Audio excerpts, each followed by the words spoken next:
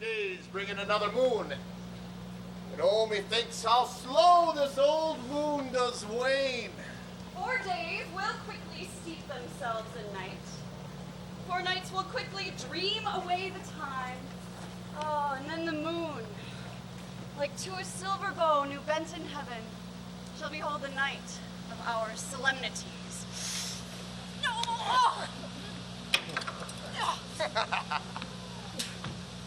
Hippolyta, I wooed thee with my sword and won thy love, doing thee injuries. But I'll wed thee in a different key, with pomp, with triumph, and with reveling. Happy be Theseus, our renowned doom. Thanks, good Aegeus. What's the news with thee? Oh, my lord, full of vexation come I with complaint against my child, my daughter Hermia. Stand forth, Demetrius. My gracious Duke, this man hath my consent to marry her. Stand forth, Lysander. My gracious lord, this man hath bewitched the bosom of my child, turned her obedience, which is due to me, to stubborn harshness. And my gracious Duke, be it so, she will not hear before your grace consent to marry with Demetrius. I beg the ancient privilege of Athens. As she is mine, I may dispose of her, which shall be either to this gentleman or to her death, according to the law immediately provided in that case. What say you, Hermia? Be advised, fair maid, to you your father should be as a god. Demetrius is a worthy gentleman. So is Lysander. In himself he is, but in this kind, wanting your father's voice, the other must be held the worthier. I would my father looked, but with my eyes. Rather, your eyes must with his judgment look. I do entreat your grace to pardon me. I know not by what power I am made bold, nor how I may confer my modesty in such a presence here to plead my thoughts. But I beseech your grace to tell me the worst that may befall me in this case. If I refuse to wed Demetrius, Either to die the death, or to abjure forever the society of men. Therefore, fair Hermia, question your desires. Whether if you yield not to your father's will, you could endure the livery of a nun, and live a barren sister all your life. so will I grow, so live, so die, ere I will my virgin patent up into his lordship, whose unwished yoke my soul consents not to give sovereignty! Time to pause. And by the next moon, the sealing day betwixt my love and me, for everlasting bond of fellowship, on that day either prepare to die for disobedience to your father's will, or else to wed Demetrius as he would, or on Diana's altar to protest for austerity and single life. Relent, sweet Hermia, and Lysander, yield up thy crazy title to my certain right. You have her father's love, Demetrius. Let me have Hermia's. Do you marry him? Scornful Lysander! Hey, knock it off! True, he hath my love. And what is mine, my love doth render him. And she is mine. And all my right of her I do escape unto Demetrius. My lord, I am as well derived as he, as well possessed. My love is more than his. And, which is more than all these boasts can be, I am beloved by beauteous Hermia. Why then should I not prosecute my right? Demetrius, all avouched to his head, made love to Netter's daughter, Helena, and won her soul. And she, sweet girl, dotes on him, devoutly dotes in idolatry upon this spotted and inconstant man. I must confess, I've heard so much, and with Demetrius thought to have spoke thereof, but being overfull of self-affairs, my mind did lose it. But Demetrius, come. Come, Aegeus, I've some private schooling for you both. For you, fair Hermia, look you arm yourself to fit your fancies to your father's will, or else the law of Athens yields you up. Come, my Hippolyta. What cheer, my love? Demetrius and Aegeus, go along.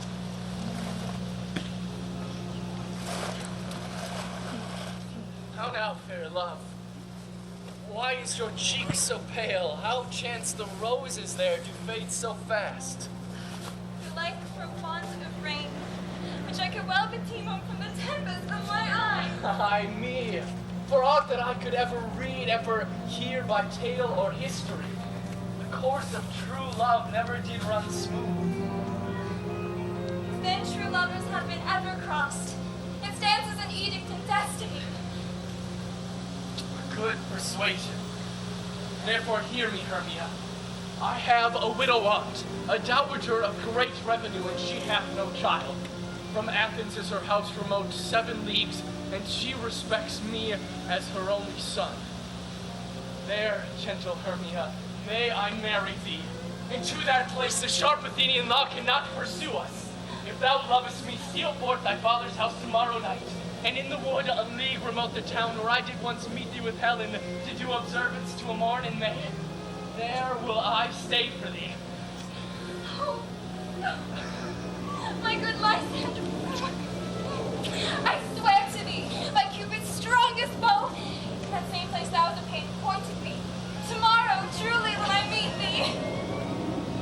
Keep promise, love. Look, here comes Helena. Godspeed, fair Helena. Whither away?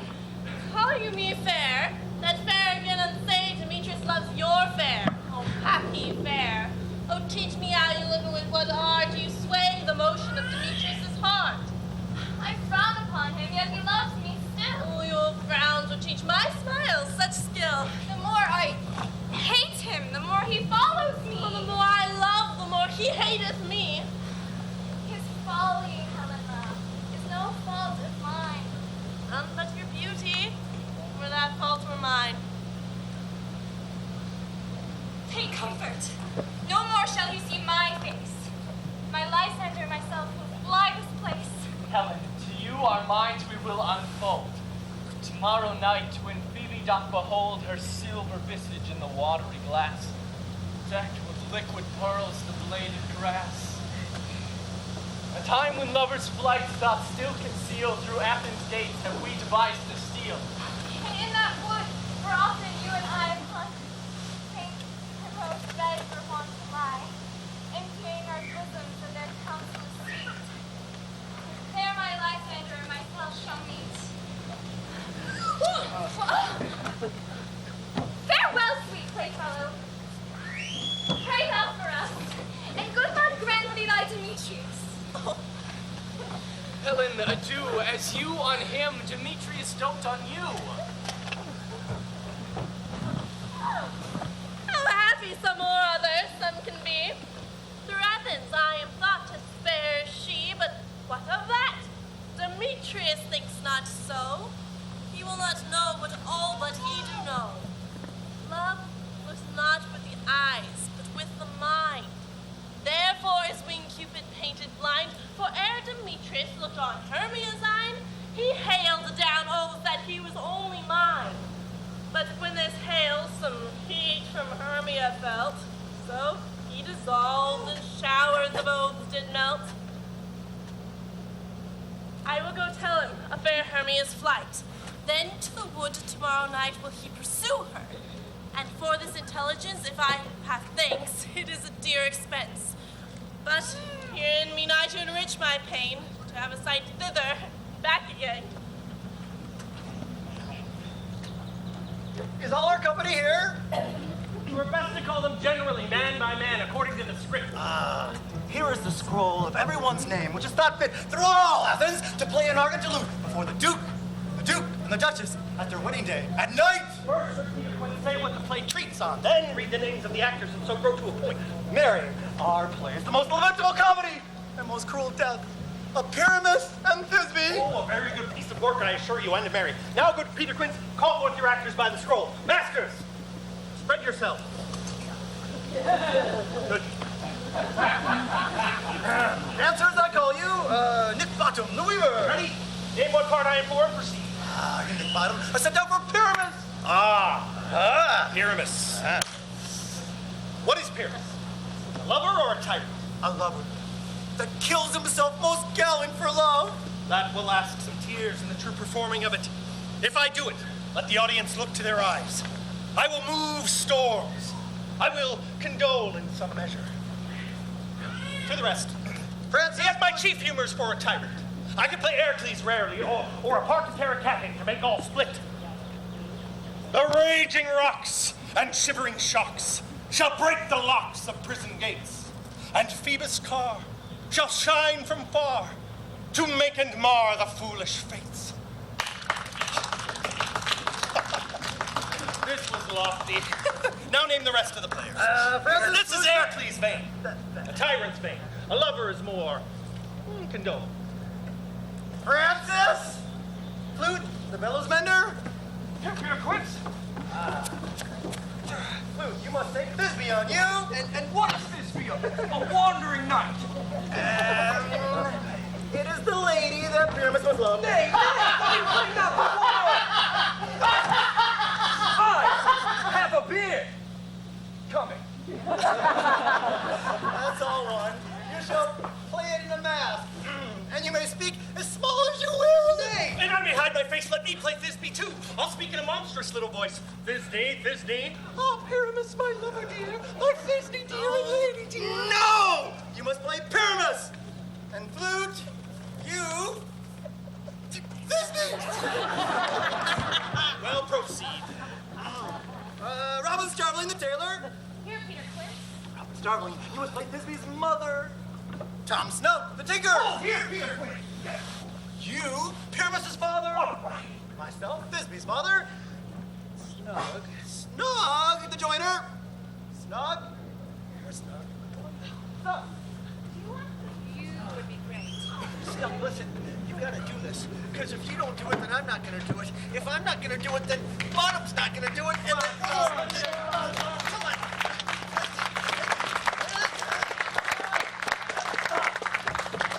You, the lion's part. And I hope you are the play fitted.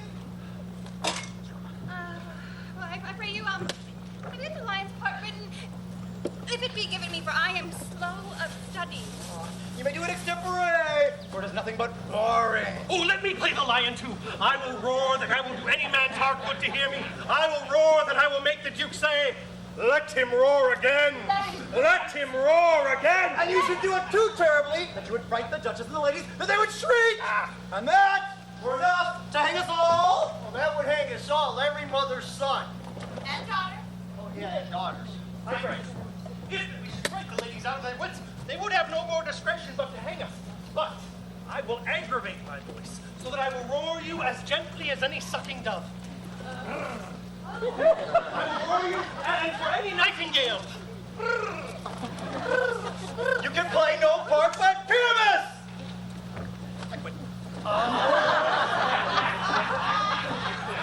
For Pyramus is a sweet-faced man, a proper man, as one shall see on a summer's day.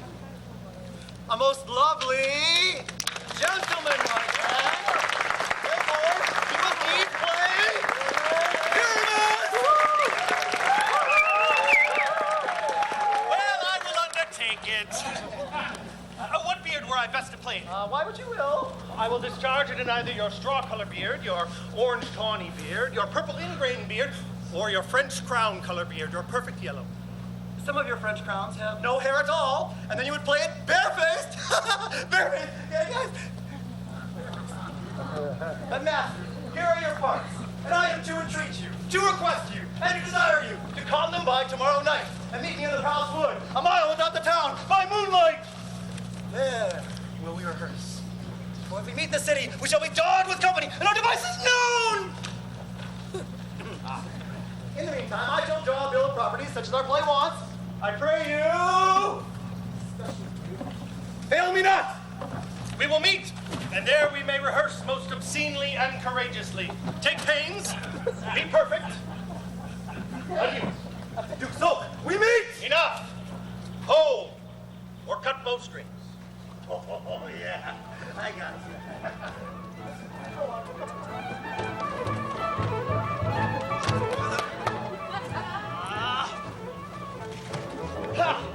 How now, spirit, whither wander you? Over hill, over dale, through brush, through briar, over park, over pale, through flood, through fire? You do wander everywhere, swifter than the moon's hue. Oh, shh! The king doth keep his revels here tonight. Take heed, the queen come not within his sight. Ill met by moonlight, proud Titania. What? Jealous Oberon? I have forsworn your bed and company. Tarry, rash wanton, am I not thy lord? Oh, well then I must be thy lady. But I know when thou hast stolen away from fairyland. Why art thou here but that pursuit, the bouncing Amazon, your busk-skinned mistress and warrior love to Theseus must be wedded? Did you come to give their bed joy and prosperity? How canst thou thus? For shame, Titania, glance at my print with Hippolyta, knowing I know thy love to Theseus. These are the forgeries of jealousy. And never since Midsummer spring met we on hill and dale, forest or mead, to dance our ringlets to the whistling wind. But with thy brows thou hast disturbed our sport. Do you amend it then? It lies in you. Why should Titania cross her Oberon? Set your heart at rest. I will not part with him. How long within this wood intend you stay? Perchance till after Theseus' wedding day. You will patiently dance in our round and see our moonlight revels go with us. If not, shun me, and I will spare your haunts. Forego Theseus, and I will go with thee. Not for thy very kingdom. Oh! No way! I shall chide downright if I longer stay. Go thy way! Oh, thou shalt not from this grove shall I torment thee for this injury. My gentle plot, come hither. Thou rememberest, since once I sat upon a promontory and heard a mermaid on a dolphin's back uttering such dulcet and harmonious breath that the rude sea grew civil at her song, and certain stars shot madly from their spheres to hear the sea maid's music. I remember. That very time I saw, but thou couldst not, flying between the cold wind and the earth, Cupid, all armed. A certain aim he took, and loosed his love shaft smartly from his bow, yet marked I where the bolt of Cupid fell. It fell upon a little western flower, before milk white, now purple with love's wound, and maidens call it love and idleness. Fetch me that flower, the herb I showed thee once. The juice of it, on sleeping eyelids laid, will make or man or woman madly dote upon the next live creature that it sees. Fetch me this herb, and be thou here again ere the Leviathan can swim a league. Oh, I'll put a girdle around the earth in 40 minutes. Having once this juice, I'll watch Titania when she is asleep and drop the liquor of it in her eyes. The next thing then she waking looks upon, be it on lion, bear, on wolf or bull, on meddling monkey or busy ape, she shall pursue it with the soul of love. Who comes here? I am invisible, and I will overhear their conference. I love thee not, therefore pursue me not. Where's Lysander and the fair Hermia? The one I'll slay, the other slayeth me. You draw me, your hard-hearted adamant, and yet you draw not iron, for my heart is as true as steel. Leave you your power to draw, and I shall have no power to follow you. Do I entice you? Do I speak you fair, or rather, do I in plainest truth tell you that I do not, nor cannot love you? And for that I do love you the more. I am your spaniel, and Demetrius, the more you beat me, the more I fawn on you. Use me but as your spaniel. Burn me, strike me, neglect me, lose me. Only give me leave, unworthy as I am, to follow you. Tempt not too much the hatred of my spirit, for I am sick when I do look on thee. And I am sick when I look not on you. You do impeach your modesty too much to trust the opportunity of night and ill counsel of a desert place with the rich worth of your virginity. Virtue's my privilege, for it is not night when I do see your face. Therefore, I think I'm not in the night. Nor does the wood lack worlds of company, for you, in my respect, are all the world. Then how can it say I am alone when all the world is here to look on me? I'll run from thee and hide me in the bricks and leave thee to the mercy of wild beasts. Run when you will. Story shall be changed. The dove pursues the griffin, the mild hind makes speed to catch the tiger, bootless speed. When cowardice pursues, valor flies. I'll not stay thy questions. Let me go. And if thou dost pursue me, do not believe but that I shall do thee mischief in the wood. Oh, in the temple, in the town, in the field, you do me mischief. Why, Demetrius? Your wrongs do such a scandal on my sex. We should be wooed, and we are not meant to woo. Well, follow thee and make a heaven of hell to die upon the hand I love so well. Fare thee well, nymph. Ere he do leave this grove, thou shalt fly him, and he shall sing thy love. Welcome, wanderer. Hast thou the flower there? Aye, there it is. I pray you.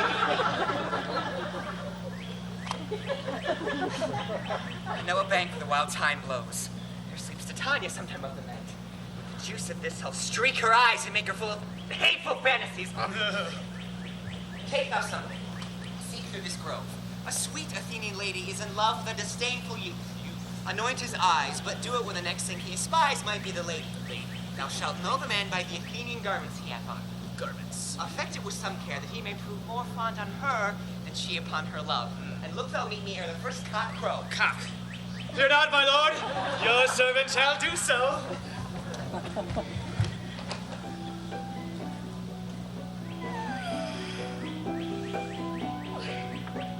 Come now, a roundel and a fairy song. Sing me now asleep. Mortals. Sing me now asleep.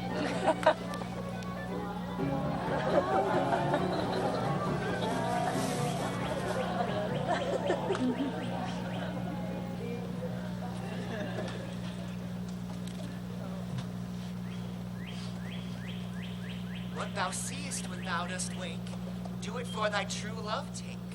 Love and languish for his sake, be it ounce or cat or bear in thy eye that shall appear.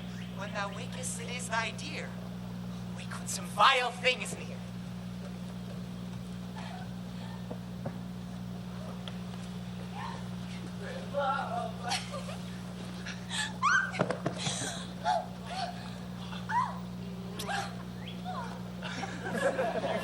With wandering in the wood. And to speak troth, I have forgot us our way. Will rest us, Hermia, if you think it good, and tarry for the comfort of the day. Oh, be it so, Lysander. Find you out of bed, for I upon this bank will rest my head. One turf shall serve as pillow to us both. One heart, one bed, two bosoms, and one troth.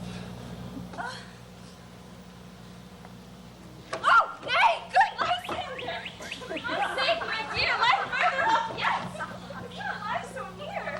To take the sense sweet of my innocence. Love takes the meaning in love's conference. I mean that my heart unto yours is knit, so that but one heart we can make of it. Two bosoms interchained in an oath, two bosoms then, and a single troth. By your side, no bedroom me deny. For lying so, Hermia, I do not lie.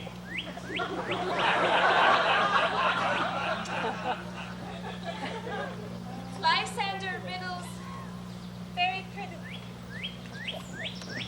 Now beshrew my manners and my pride if Hermia meant to say Lysander lied. Here is my bed. Sleep give thee all his rest. With half that wish, the wisher's eyes be pressed.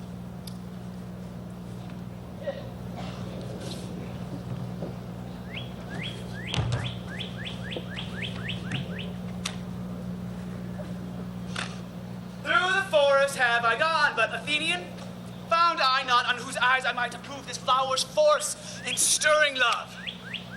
Night and silence. Who is here? Reeds of Athens he doth wear. This is he. My master said despiseth the Athenian maid.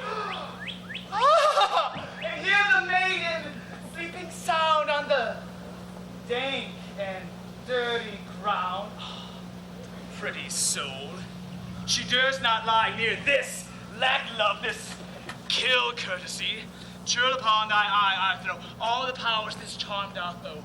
When thou wakest, let thou forbid sleep his seat on thy eyelids. So, awake when I am gone, for I must out over on.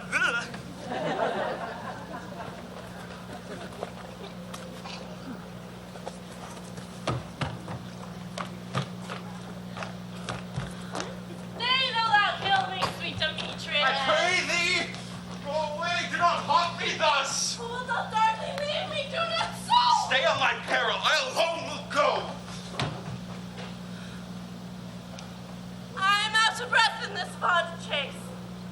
The more my prayer, the lesser is my grace. Happy is Hermia, wherever she lies, for she hath blessed and attractive eyes. How came her eyes so bright? Not with salt tears, if so mine eyes were oftener watched than hers. No, no, I'm as ugly as a bear, for beasts that meet me run away full fear. Therefore, no marvel though Demetrius too, as a monster, fly my presence thus. But who is here? Lysander on the ground, dead or asleep. I see no blood, no wound. Lysander, if you live, good sir, awake. And run through fire will I for thy sweet sake. Where is Demetrius? Ah, how fit a word is that vile name to perish on my sword. Say not so, Lysander, say not so. What he love your Hermia, Lord, what though, yet Hermia still loves you, so be content. Content with Hermia?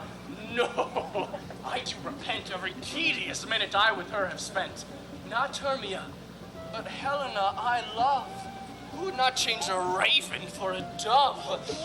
Wherefore was I to this keen mockery born? When at your hands did I deserve this scorn? 'Tis not enough, young man, that I did never, nor never can deserve a sweet look from Demetrius' eyes. But you must follow my insufficiency. But very well. Perforce I must confess I thought you, Lord, a more true gentleness.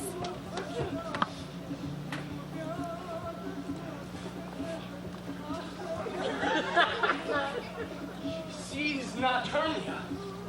Hermia, sleep thou there, and mayest thou never come Lysander near.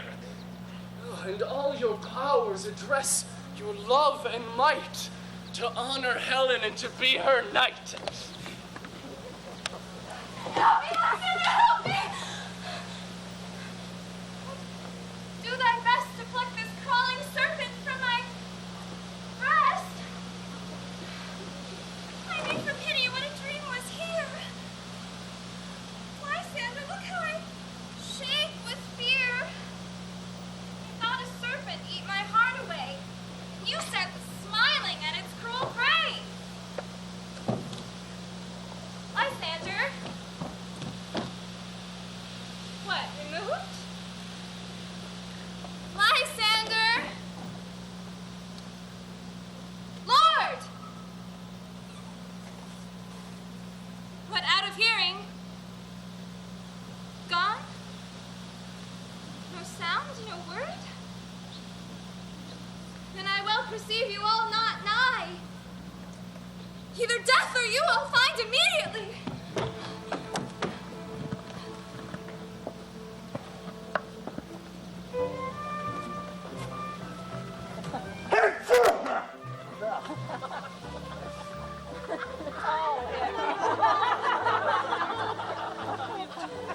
What do you mean, what am I doing with this? I gotta get it.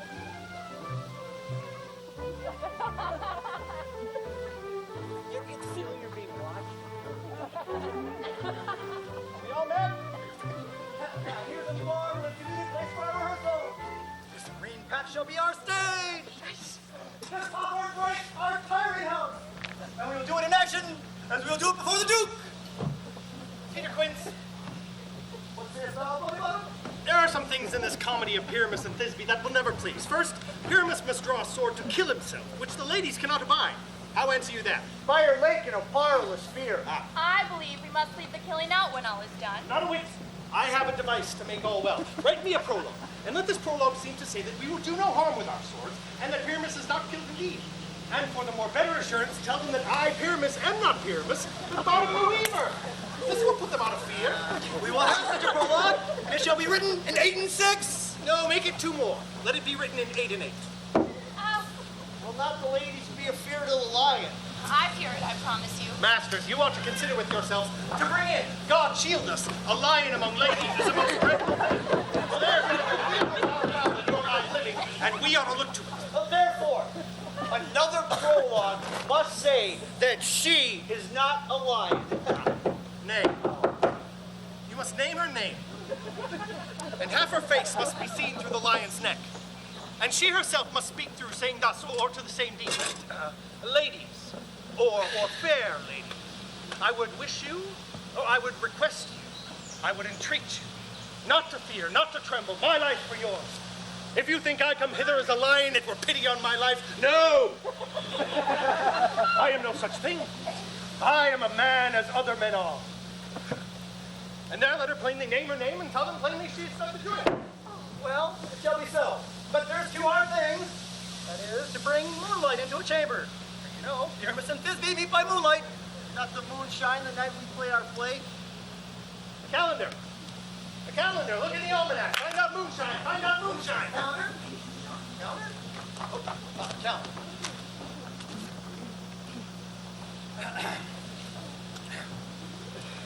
Yes, it doth shine that night. Why, then you may leave a casement of the great chamber window where we play open, and the moon may shine in at the casement.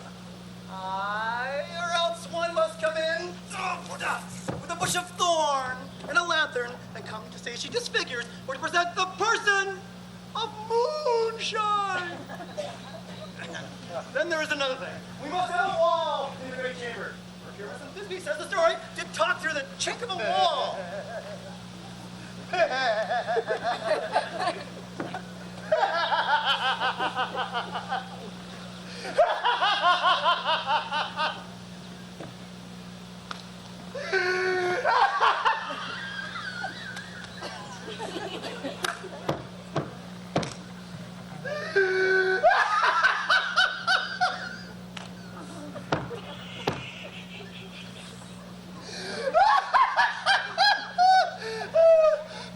You may never bring in a wall.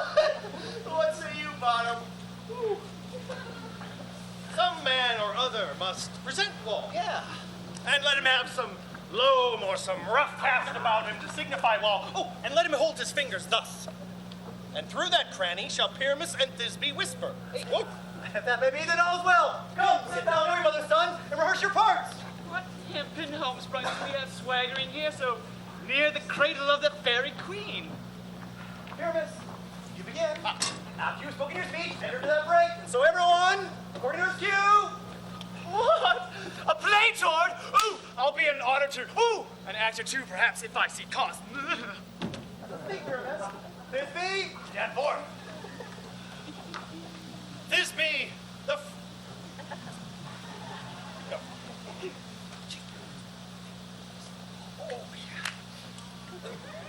Thisbe, the flowers of odious savor sweet. Odors. Odors. Odors, savor sweet. So hath thy breath, my dearest Thisbe dear. But hark, a voice. Stay thou but here a while, and by and by I will to thee appear. Oh, stranger, Pyramus, airblade here. Oh, must I speak now? Aye, very much. For you must understand, he goes but to see a noise he heard is to come again.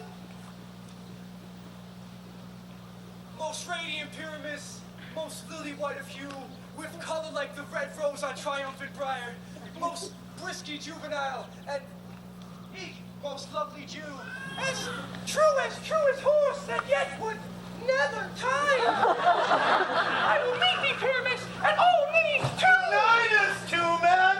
Well, you must not speak that yet. That you answer the Pyramus. You say all your cues at once. Refuse it all. Pyramus, enter. Your cue is passed. It is never tire. Oh, as true as horse, and yet would never tire. If I were fair, Thisbe, I were only thine.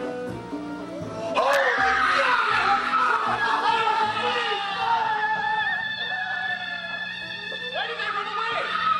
This is the knavery of them to make me afeard.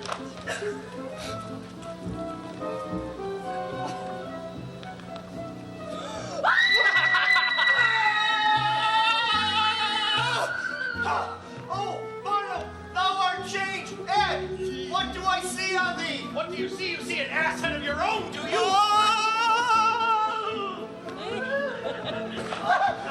Leslie, Mom! Leslie!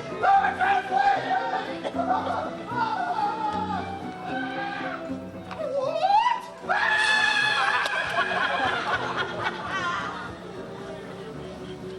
I see their knavery. This is to make an ass of me. To frighten me if they could. Well, I will not stir from this place. Do what they can. I will walk up and down here, and I shall sing, that they shall hear I am not afraid. Woostlecock so black of hue, with orange tawny bill, the throstle with his notes so true, the wren with little quill. What angel wakes me from my flowery bed? Oh. I pray thee, gentle mortal, sing again. Mine ear is much enamored of thy note, as is mine eye enthralled to thy shape, and thy fair virtue's force perforce doth move me on this first view to say, to swear, I love thee. Methinks, mistress, you should have little reason for that. And yet, to say the truth, reason and love keep little company together nowadays. The more the pity that some honest neighbors may not make them friends. Nay, I can geek upon occasion. Oh, thou art as wise as thou art beautiful. Not so neither. But if I'd had enough wit to get out of this wood, I'd have enough to serve mine own turn. Out of this wood do not desire to go. Thou shalt remain here, whether thou wilt or no. I am a spirit of no common rate. The summer still doth tend upon my state, and I love thee. Therefore go with me. I'll give thee fairies to attend on thee. A cobweb, moth, mustard seed, ladybug, peace blossom. Ready! And I! And I! And I! Where shall we go?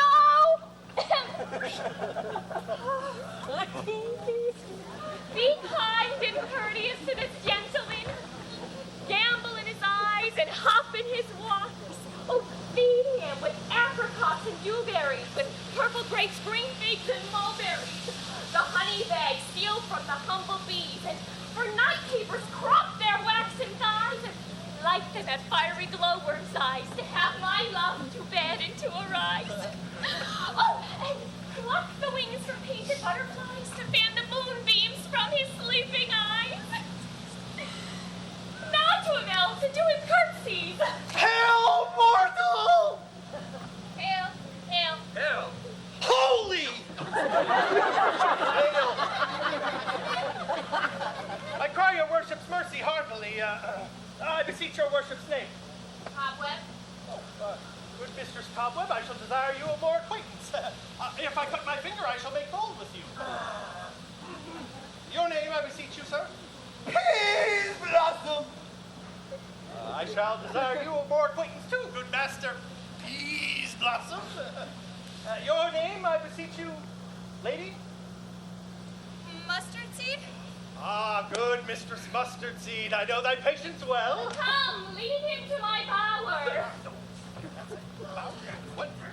Oh. The moon, methinks, looks with a watery eye, and when she weeps, weeps every little flower, lamenting some enforced chastity. Tie up my love's tongue, bring him silently.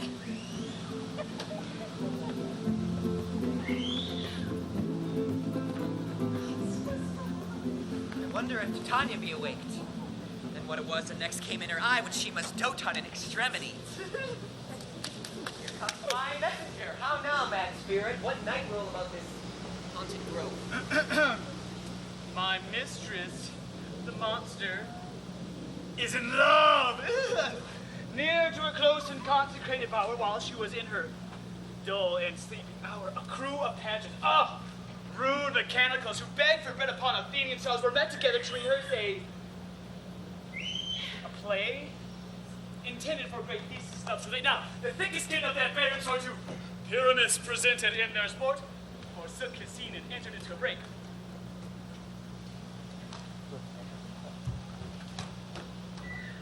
And? Where I did him at this advantage take, and as his knoll I fixed upon his head. Anon his Thisbe must be answered, and from forth my mimic comes, when they him spy like wild beast that creeping fowler eye o'er. Russipeta chose, many in sort, rising and cawing at guns report, sever themselves and madly sweep the sky. So, at his sight, away his fellows fly. Oh! I led them on in this distracted fear and left. Sweet Pyramus translated there. Where? In that moment. So it came to pass. Titania. Oh, wait. And she straight away loved an ass. Oh, this falls out more than I could devise. No. But hast thou yet latched the Athenian's eyes with the love juice as I did bid thee do? I took him sleeping, that is finished too, and the Athenian woman by his side, that when he waked, of course, she must be eyed. Stand close. This is the same Athenian.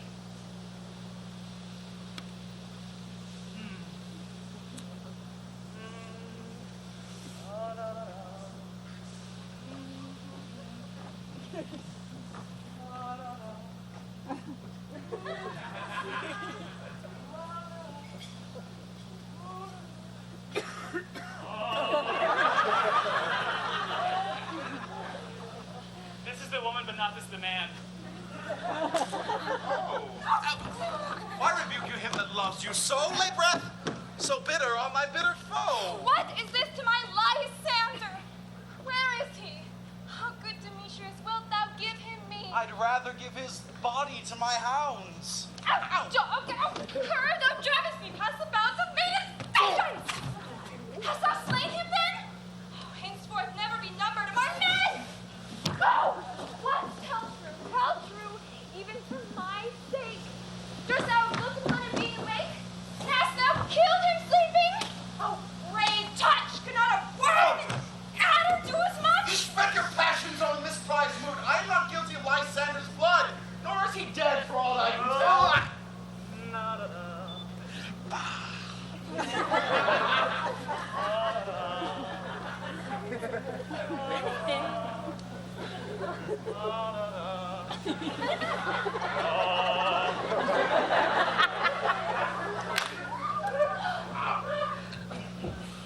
I pray thee, tell me then that he is well.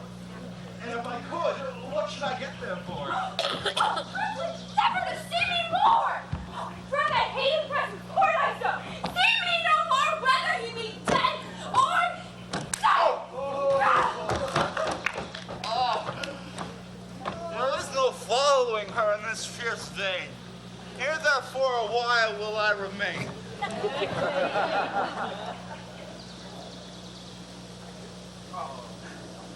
What hast thou done?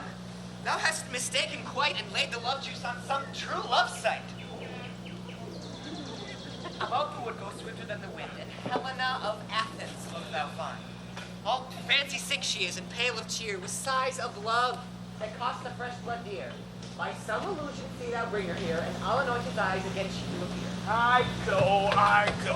Ooh! Look how I go! Swifter than an arrow from Tartar's bow.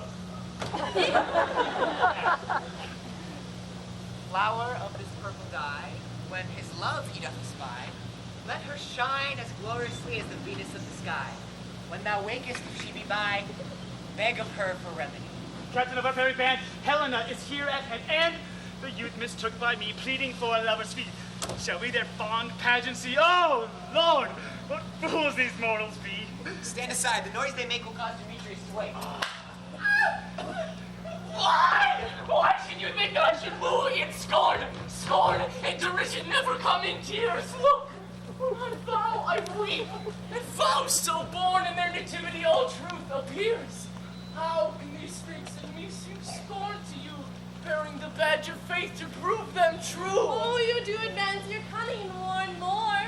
When truth kills truth, though devilish only fate. These vows are Hermia's, will you give her o'er? I had no judgment when to her I swore. Or not in my mind, now you give her o'er. Demetrius loves her, and he loves not you. Oh, Helena! Goddess! Nymph! Perfect bride to what I love! Shall I compare thine eye crystal to money? Oh, how ripened show thy lips! Those kissing cherries tempting grow. Huh?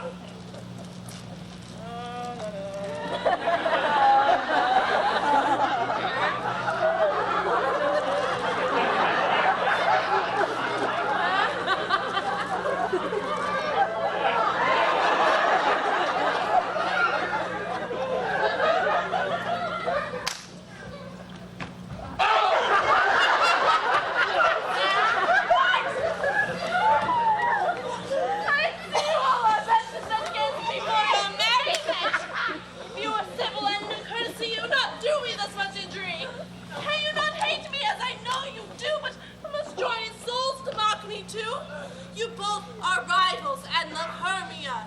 Now both rivals to my Helena. Demetrius, you are unkind. Be not so. For you love Hermia, this you know. I know. Lysander, keep thy Hermia, if I will not. If e'er I loved her, all that love is gone. Oh, look where thy love comes. Yonder is thy dear. Dark night that from the eye is function take, the ear more quick of apprehension makes. Thou art not by mine eye, Lysander, found my ear. I thank it brought me to thy sound. Why unkindly didst thou leave me so? Why should he say whom love doth press to go? What love could press Lysander from my side? Why seekest thou me? Can this not make thee know? The hate I bear thee made me leave thee so. You speak not as you think. It cannot be. Lo, she is one of this confederacy. Now I perceive they've conjoined all three to fashion this false sport in spite of me. Injurious Hermia, most ungrateful mate, have you conspired, have you indeed contrived to paint me with this foul derision? I stand amazed at your passionate words. I scorn you not. It seems you scorn me. Have you not such Lysander as in scorn to follow me and praise my eyes and face, and that your other loves Demetrius, who even now did spurn me with his foot to call me goddess, nymph, divine, fair, precious, celestial? I understand not what you mean by this. I do. Preserver, counterfeit sad looks, make mouths upon me when I turn my back, wink at each other. Hold the sweet jest up, this sport well carried shall be chronicled. But very well, 'tis partly my own fault which either death or absence soon shall remedy. Stay, fair Helena, hear my excuse, my love, my life, my soul. Fair Helena. Oh, excellent. Sweet, do not scorn her so. If she cannot entreat, I can compel. Thou canst compel no more than she entreat. Thy prayers have no more strength than her weak prayers. Helen, I love thee by my life, I do. I say I love thee more than he can do. If thou say so, withdraw and prove it too. Quick, come. Lysander, where do you take me? Get thou off, thou cat, thou bird, vile thing. Let loose or I will shake thee from me like a serpent. Why are you grown so rude? Oh, what change is this? Oh, sweet love. Thy love, out, Donny Charger, out. Out, tainted potion, loaded medicine, hence. Do you not trust Sooth and so do you. Demetrius, I will keep my word with you. Oh, I would I had your word, for I perceive a weak bond holds you. I'll not trust your word. What would you have me hurt her, strike her, kill her dead? Although I hate her, I'll not harm her so. What? Can you do me greater harm than hate? Hate me. Wherefore? Oh, me, what news, my love? Am I not Hermia? Are you not Lysander? I'm as fair now as I was erewhile. Since night you loved me. Yet since night you left me. Why then you left me? Oh, God forbid. In earnest, shall I say? By my life, and never did desire to see thee more.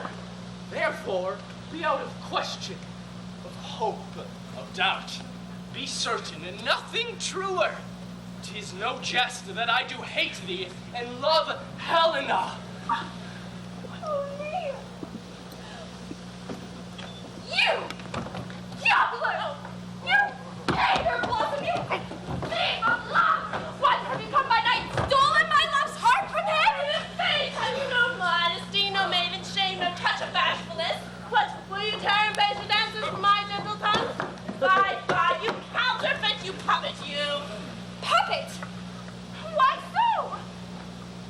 Aye, that way goes the game. Now I perceive she has made comparative our statures. She has urged her height, and with her personage, her tall personage, her height, pursuit, she has prevailed with him. And are you grown so high in his esteem because I am so dwarfish and so low? How low am I, thou painted maple? Speak! How low am I? I am not yet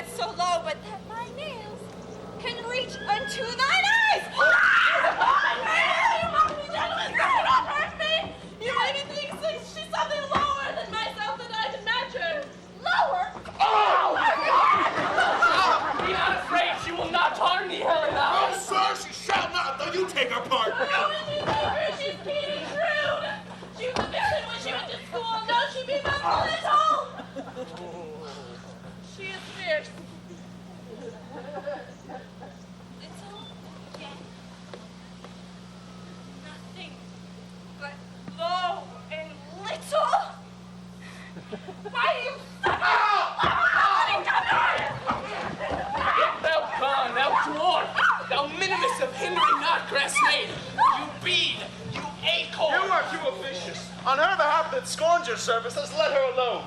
Speak not of Helena, take not of her, and if thou ever show little love by her, thou shalt abide by it. Now she holds me not.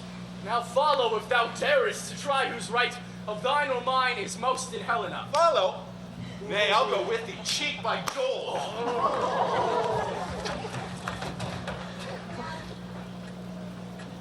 You, mistress, all this coil is long of you! Nay, go not there! I will not trust you no longer staying in your cursed company. Your hands are quicker than mine for a fray. My legs are longer, though. Run away! I am amazed and know not what to say! Ah!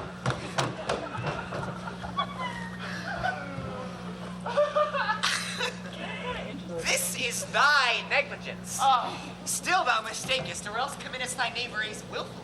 Leave me, King of Shadows, I mistook. Did not you tell me that I should know the man by the Athenian garments he had on? And so far, blameless, proves my enterprise that I have anointed an Athenian's eyes.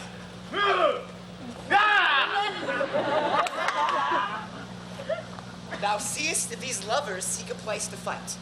Hie therefore, Robin, overcast the night, and lead these testy rivals so astray, as one come not within another's way. Like to Lysander, sometime frame thy tongue, and stir Demetrius of bitter wrong, and sometime rather like Demetrius. And from each other look thou lead them thus, till o'er their brows death counterfeiting sleep, leaden legs, and batty wings, then crush this herb into Lysander's eye, whose liquor hath this virtuous property, to take from thence all error with his might, and make his eyeballs roll with wonted sight. When next they wake, all this derision shall seem a dream and fruitless vision, and back to Athens shall the lovers wend, with league whose date till death shall never end. But, notwithstanding haste, make no delay, we may effect this business ere yet day.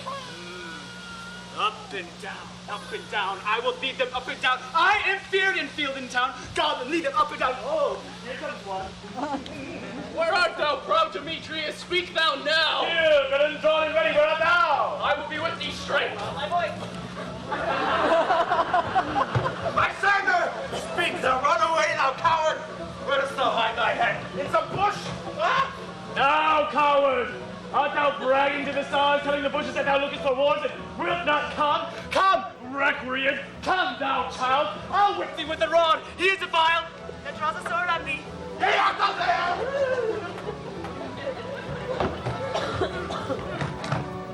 He goes before me and still dares me on. When I come where he calls, then he is gone. The villain is much lighter heeled than I followed faster. Faster did he fly. That fallen am I into dark, uneven way. Here will rest me. Ho, coward, why comest thou not? Abide me if thou darest, for well I wot. Thou runs before me, shifting every place, and darest not stand to look me in the face. Where art thou now? Come hither, I am here. Nay, thou must me. Thou shalt bide this deer. If ever I thy face by daylight see, now go thy way. Faintness constraineth me to measure out my length on this cold bed. My gaze approach. Look to be a visitor. Oh, night. Oh, long and tedious night. Think thine hours. Find comforts from the east, and I may back to Athens go by daylight from these and my poor company to task. Yet but 3. Come one more, 2 both kinds, make it 4. Oh, here she comes. Cursed and sad. Cupid is a knavish lad, thus to make poor females mad. Never so weary. Never owl so in woe. Oh, bedowered with dew, torn with briars. I have no further crawl, no further go. My legs keep no pace with my desires. Oh, I will rest me here till the break of day. Oh, heaven shield Lysander and bid me to pray. Okay.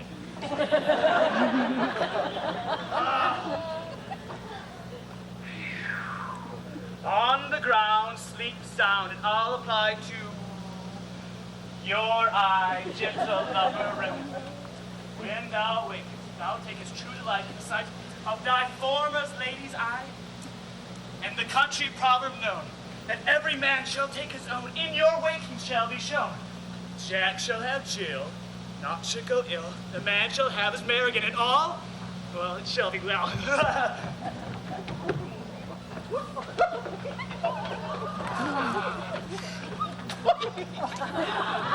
Oh, come, sit thee down upon this flowery bed while I thy amiable cheeks do coy, and stick musk roses in thy sleek, smooth head, and kiss thy large, fair ears, my gentle joy.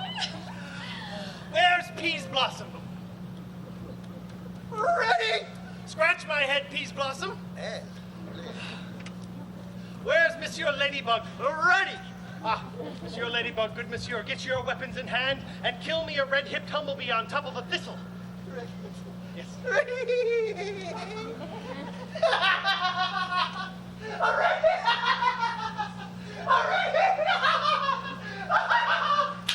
Ow! Where's Monsieur Moth? What's your will? Nothing, good monsieur, but to help cavalry cobweb to scratch. I must to the barber's, monsieur, for methinks I am marvelous hairy about the face. And I am such a tender ass, if my hair do but tickle me, I must scratch. Say, sweet love, what thou desirest to eat. Truly a peck of provender. I could munch your good dry oats. But methinks I have a desire to a bottle of hay. Good hay, sweet hay hath no fellow. I have my good mustard seed seek the squirrel's hoard and fetch thee new nuts. What? I think I'd rather have a handful or two of dried peas. Oh, but I pray you, let none of your people stir me. I have an exposition of sleep come upon me. Oh, sleep thou, and I will wind thee in my arms. Welcome, good Robin. Seest thou this sweet sight? Oh. Her dotage now I do begin to pity. I will undo the hateful imperfection of her eyes. And gentle Puck, shake this transformed scalp from off the head of this Athenian swain, that he waking when the others do, may all to Athens back again repair, and think no more of this night's accidents, but as the fierce vexation of a dream. But first I will release the fairy queen. Be as thou wast wont to be, see as thou wast wont to see. Now, my Titania, wake you, my sweet queen. Oh, my Oberon, what visions have I seen? Methought I was enamored of an ass. There lies your love. How came these things to pass? Oh, mine eyes do loathe his visage now. Silence a while. Robin, take off this head. Now, when thou wakest with thy own fool's eyes, peep. Sound music. And rock the ground whereon these sleepers be. Now thou and I are new in amity, and will tomorrow midnight solemnly dance into Theseus' house triumphantly, and bless it to all fair prosperity. There shall the pairs of faithful lovers be wedded, with Theseus all in jolly. Fairy king attended Mark, I do hear the morning lark. Oh, come, my lord, and in our flight tell me how it came this night that I, sleeping here, was found with these mortals on the ground. My lord! My lord! This is my daughter here asleep. And this Lysander is, and here Demetrius, and this Helena, old Netter's Helena. I wonder if they're being here together. No doubt they rose up early to observe the rite of May, and hearing our intent, came here in grace of our solemnity. But speak, Aegeus, is not this the day that Hermia should give answer of her choice? It is, my lord, yes. Good morrow, friends. Saint Valentine is past. Begin these woodbirds but a couple now? I pray you all, stand up. Pardon, my lord. I know you two are rival enemies.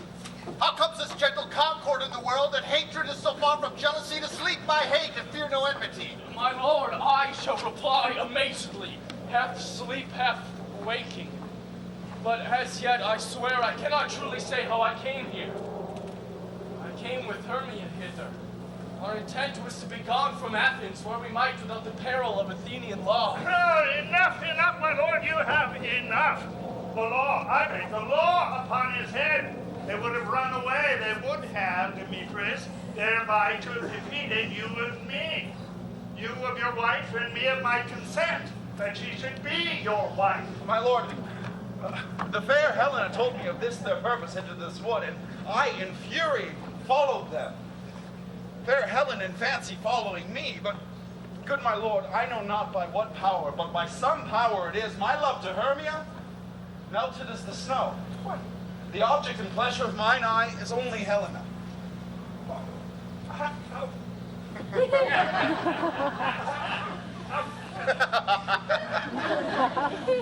Fair lovers, you are fortunately met.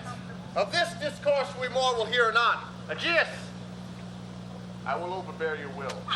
For in the temple by and by with us, these couples shall eternally be knit.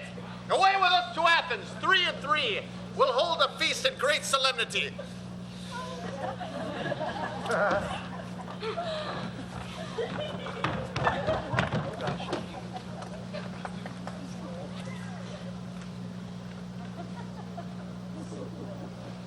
When my cue comes, call me and I will answer. My next is most fair Pyramus.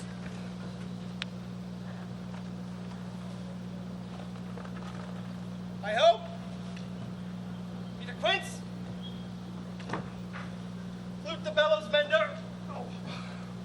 Snout the tinker. Starling? That's my life, stolen hence and left me asleep.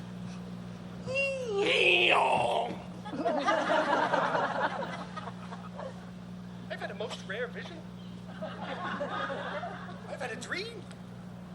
Ask the wit man to say what dream it was.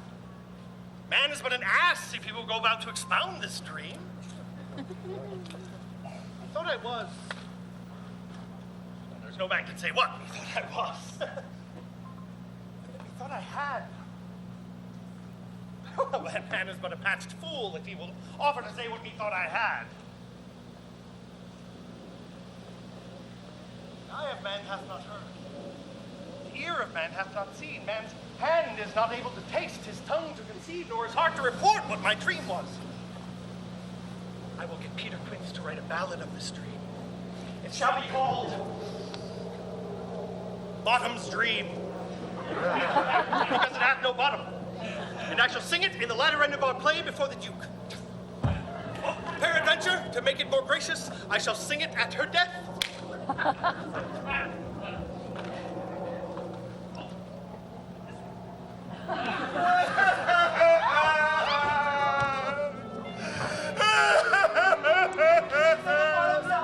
Is he come home yet? He cannot be heard about if doubt he is transported. The play is very hard. It goes up for Captain. It is not possible. There is not a man in all Athens able to discharge Pyramus. No, that's simply the best wit of any handcrafty man in Athens. Oh, yay, and the best person, too. And he's a very paramour for his sweet voice. Say paramour, you have to say paragon. A paramour is God bless this little thing of Masters! Masters!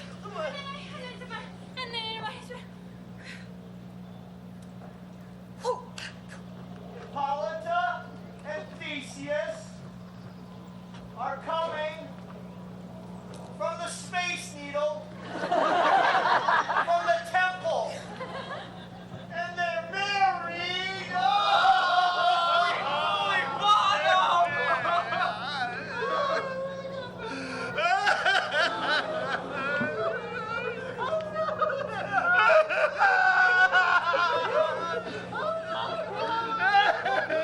Where are these lads? Where are these hearts?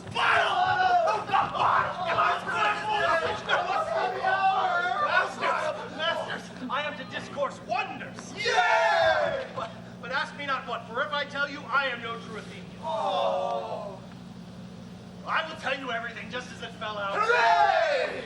Let us hear, sweet button. So, wait.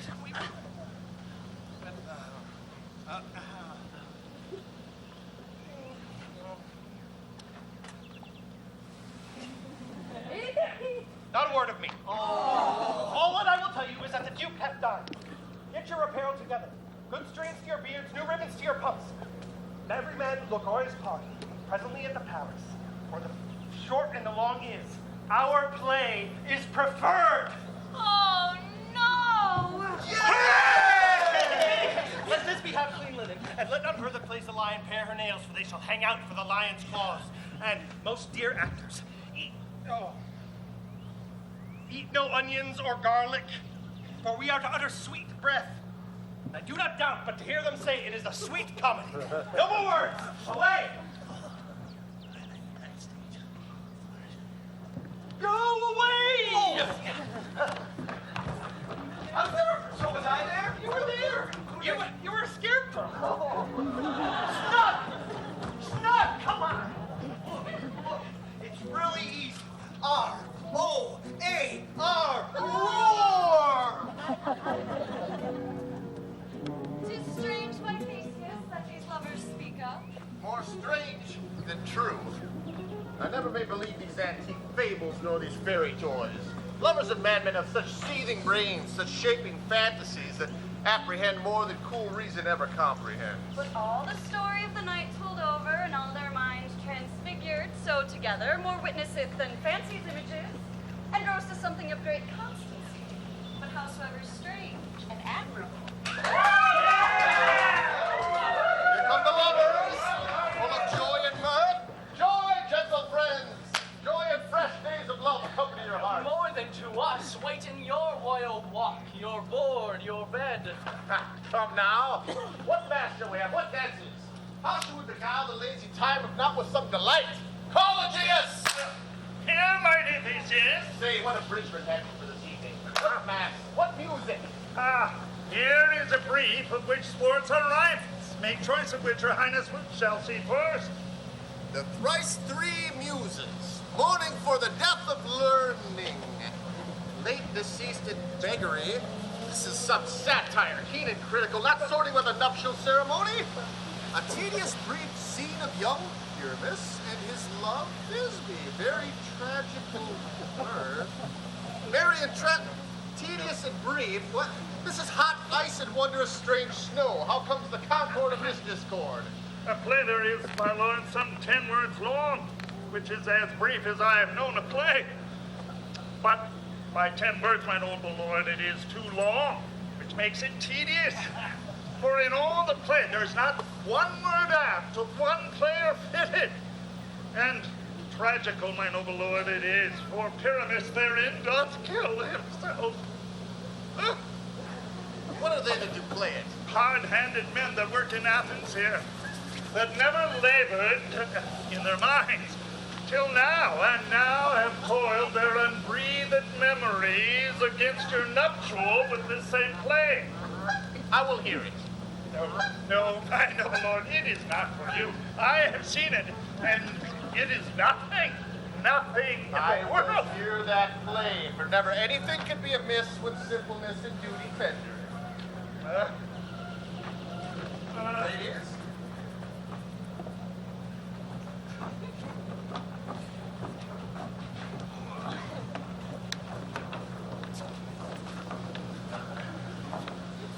To please your grace, the prologue is addressed. Let's approach! Gentles! Perchance you wonder at this show, but wonder on till truth makes all things plain. This man is Pyramus, as you would know. This beauteous lady is Thisbe is certain. This lion with time and rough cast doth present wall. That vile wall which did these lovers sunder, and through wall's chink, poor souls, they are content to whisper. At the which let no man wonder. This woman with lanthorn and bush of thorn doth present moonshine. For you will know by moonlight did these lovers take no scorn to meet at Ninus' tomb. There to woo. This grisly beast, which lion hight by name, the trusted Thisbe, coming first by night, did scare away, or rather did affright. And as she fled her mantle, she did fall, which lion, vile with bloody mouth, did stain. Anon comes Pyramus, sweet youth and tall, and finds his trusty Thisbe's mantle slain. Oh, whereat with bloody, blameful blade, he bravely broached his boiling bloody breast. Oh. And Thisbe, tearing in mulberry shade, his dagger drew and died.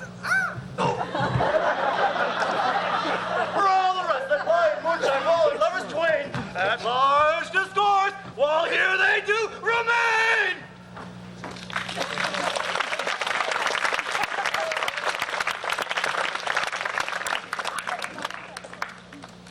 In this same interlude it doth befall, that I once snelt by name present a wall, and such a wall as I would have you think had in it a crannied hole, or chink, through which the lovers Theramis and Pisney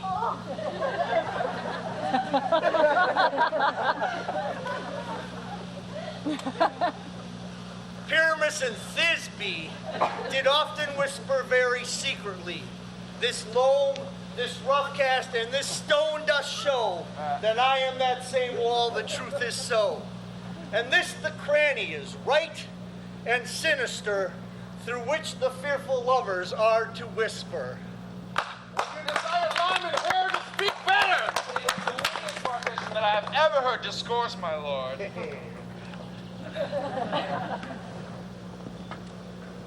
O grim look night, O night with you so black, O night, whichever art when day is not. O night, alack, alack, alack, I fear my Thisbe's promises forgot. And thou, O wall, O sweet and lovely wall, that stands between her father's ground and mine. Thou wall, O sweet and lovely wall, show me thy chink to blink through with mine eye. Thanks, courteous wall. Jove shield thee well for this. But what see I? No Thisbe do I see. Oh, wicked wall through whom I see no bliss. Curses be thy stones for thus deceiving me. Oh, the wall In truth, sir, he should not. Deceiving me is Thisbe's cue. She is to enter now, and I'm inspired through the chink and wall. You will see it will fall pat as I told you. Yonder she comes. Oh, wall, full often hast thou heard my moans, causing fair Pyramus and me. My cherry lips have often kissed thy stones with hair and lime knit up in thee. I see a voice. Now will I to the chink to spy, and I can hear my Thisbe's face.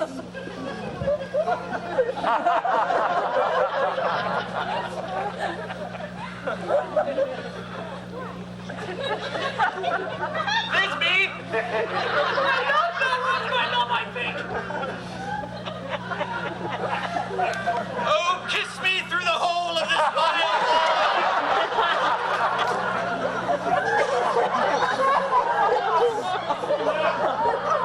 I kissed the wall's hole, not your lips at all. Wilt thou at Ninny's too meet me straightway? Oh, whatever. Time loves time, death I come without delay. Thus have I wall, my part discharge and so. But wall away doth go.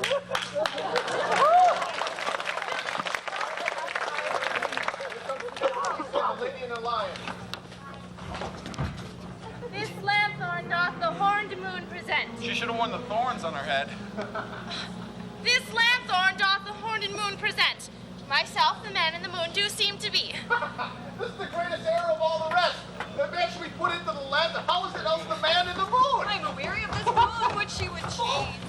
See,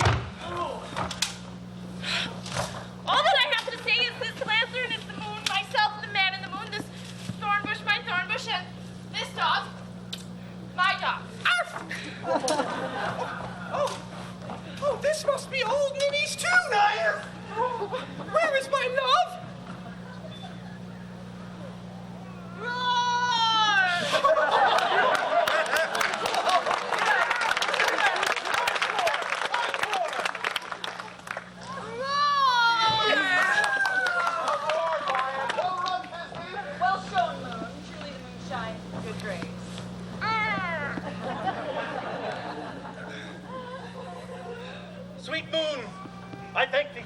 sunny beams. I thank thee, moon, for shining now so bright. For by thy gracious gold and glittering gleams, I trust to taste of truest Thisbe's sight. Stay. Spite. Mark, poor knight. What dreadful dole is here? Eyes, do you see? How can it be? Oh, dainty duck, oh dear. Thy mantle good, what? Stained with blood? Approach, ye furies fell. Oh, fates, come, cut thread and thrum. Quail, crush, conclude, and quell. Oh, this passion and the death of a dear friend would go near to make a man look sad. Sure, my heart, but I pity the man. Oh, wherefore nature did thou lions frame? Since lion vile hath here deflowered my dear, which is, which was the fairest dame that lived, that loved, that liked, that looked with cheer. Come, tears confound, out sword and wound that pap of Pyramus!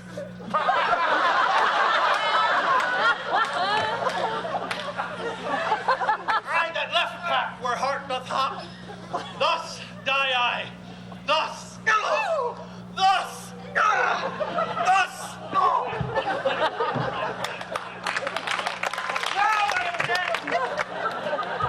Now I am fled. My soul is in the sky. Tongue, lose thy light. Moon, take thy flight. Now die. Die! Die! Die! Die!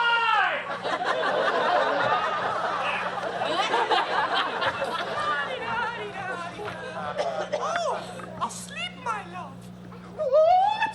Dead, my love! Oh, speak, Pyramus, speak, arise. Sweet, quiet, dumb, dead, a tomb must cover thine sweet eyes. These, my cherry lips, this cherry nose, these yellow corn slop cheeks are gone! Are gone! Lovers make moan! Lovers make moan! His eyes were as green as leeks. Oh, sister three, come to me with hands as pale as milk laid in the Fates would have sure, but she is to thread his silk. Come, trusty blade, come, sword, my breaths. Trust is the end. Adieu.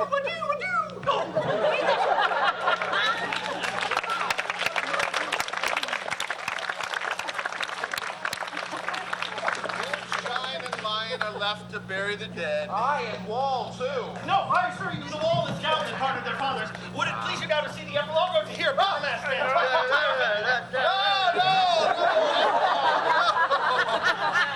No epilogue, I pray you. Your play needs no excuse. Never excuse, for when the players are all dead, there needs none to be blamed. Lovers to bed, 'tis almost fairy time. Oh, this palpable growth playeth well beguiled the heavy gate of night. Sweet friends to bed. The fortnight hold we this solemnity.